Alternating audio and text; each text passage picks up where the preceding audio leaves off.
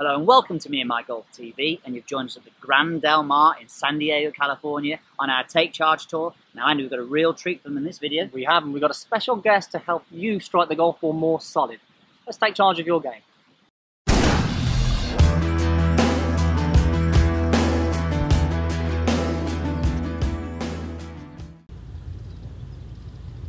Okay guys, so welcome to Me and My Golf TV again. We're here at a different location, here at the Grand Del Mar in Southern California, San Diego, and we have a very special guest. We have Derek Aida. Derek, thank you very much for joining us. You got it. Thank you very much. Great to meet you. Good to see you. Now Derek is a lead instructor here, and you work with some pretty good players. I think 2009 Southern California Teacher of the Year. Yep. So you Southern California PGA Teacher of the Year. Was Teacher of the Year for the San Diego chapter as well. So been fortunate enough to be able to teach some good players to make me look good. Yeah, fantastic, fantastic. And you're a fantastic location, you're great facilities, great practice area, and we're on the third hole here today, and we're talking about contact. Really important part, obviously, to play some solid golf, and this is something that you work with your players quite a lot on, Derek. You know, making sure that we can strike that golf ball at the centre, because it has such an influence on obviously what goes on. Yeah, regardless of whether or not I'm working on a technical move, a body move, club path or face angle, I'm always looking at contact.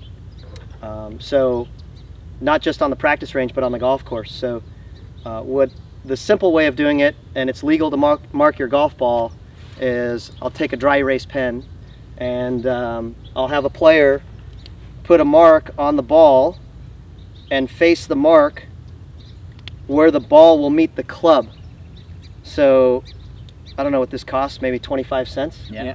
So any of your students can go on, any player, no matter what caliber, can go on, buy a dry erase pen, a whiteboard erase marker, make a mark on the ball, put it on the tee to where the face and the mark meet.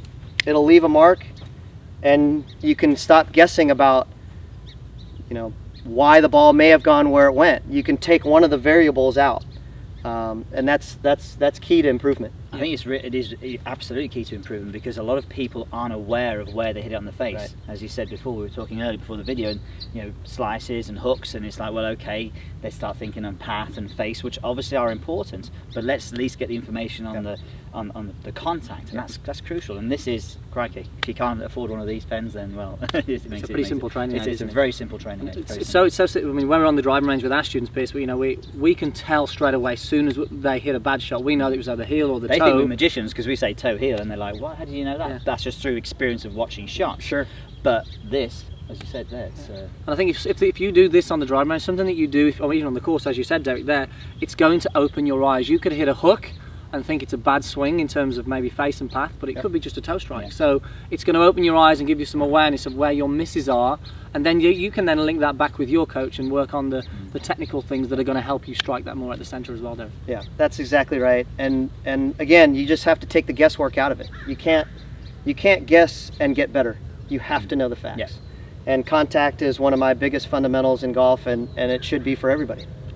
And it is absolutely. I mean, obviously on the tee, if you're playing a match or something like that, you can do this no problem. On the fairway, it becomes a little bit more difficult. Right. But if you're in a practice round, if you go out by yourself, and that's the way to do it as well, because the range is always different to the golf course. So get on the golf course, put that down there. When you're in the fairway, just twist it round again, mark it up again, and it will give you that. Yeah, if you're not playing in a game of any kind, mark your ball. Okay. Find out where your contact is. Right, so I think what we're going to do is actually put Pierce to the test here and see how well he can strike it, and then obviously assess the ball flight as well, so see what we can come up with, Pierce. This should be, it could be interesting. And this could be something, again, I mean, we're going to play while we're over in San Diego, that we could actually try this on the course, Pierce, as well. We've got a course log we're doing later, so yeah, this will be maybe it'll be like a nice little pattern, like a Dalmatian dog, I think, maybe. Okay, so my line, this is third hole. I haven't played this one yet, Derek, so we're going over the bunkers on the left, yeah? Oh, if you can carry 260, absolutely challenge the bunkers on the left. Okay. All right, let's give it a go. So I'm lining it up with the tee on the back of the club. Let's see what we get. That's a bit pushed. No, that's perfect. Is that good, is it? Yeah, okay. that's perfect. Right center of the fairway. Right center of the fairway. Look at that, Pierce. No warm-ups either, really. Yeah, I tell you what, that was all right. So, okay, not bad, not bad. Totally acceptable. Yeah. The problem is, if the camera can see this, is when the marks start getting severely towards the toe or towards the heel, but this is slightly high toe, less spin. That's pretty much money right there. Yeah, that's okay, isn't it? Pretty good pace that. That was good. It's an interesting point. We done a bit of sort of testing recently, and we were finding that we were a little bit too high on the top of the face, which was losing ball speed. So again, it really does help with absolutely with sort of just understanding even tee height pace. Again, was something that we found that we were teeing our balls a little bit too high. So teeing the ball a little lower is going to increase that speed for us and knock that strike down. Yeah, Tim and Darryl at TaylorMade will be looking at that and saying, hang on a bit, that needs to be a little bit more there. So the fitter even would be saying to me, look, if you want to get a little bit more ball speed with this particular make of club, the SLDR, centre of gravity is, you know, we need to get the ball a bit lower on the face there. Okay, so great thing to do, guys, there. Invest yourself in one of these simple pens, but something that we wouldn't have actually done there. So a great tip that you can do on the course, Derek. So rather than just doing it on the range, do it in action, in play, when you're maybe even under a little bit of pressure with the boys as well. So test it out there. That was a good shot, wasn't it? It was very good. That's a fairway hit. Speaking of fairways hit, I know that, Derek, you've got a little something in the pipeline that you're working at as well. So do you want to talk a little bit about that? Yeah, so again, working with good players, if you're not on the PGA Tour and you don't have these lasers and all this technology following every single shot that you hit, you need to track it yourself. So if you really want to improve your game, you need to take your stats. Stats, not just how many fairways did I hit, how many greens did I hit, how many putts did I have, where did I get it up, how did I get the ball up and down when I missed a green.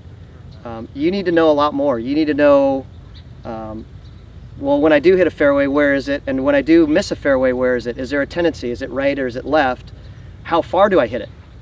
So you need to track not only where the ball is going, but how far it's going. Yeah.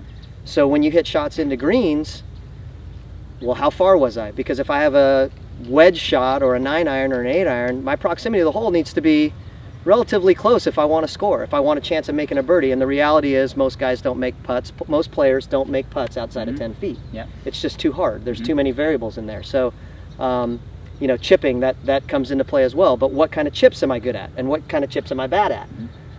If you're not taking your stats the right way, you're never really going to know. Again, you'll be guessing on what you need to work on with your game. It's kind of the same as this, isn't it? Knowledge is power. Knowledge is power. So if you know, obviously this is great for the contacts, but if you can understand your game by having a good way of recording your stats, it makes our job a lot easier as coaches. Right. So you can take these stats that you develop, that you get, bring them to your coach and say, there's my game.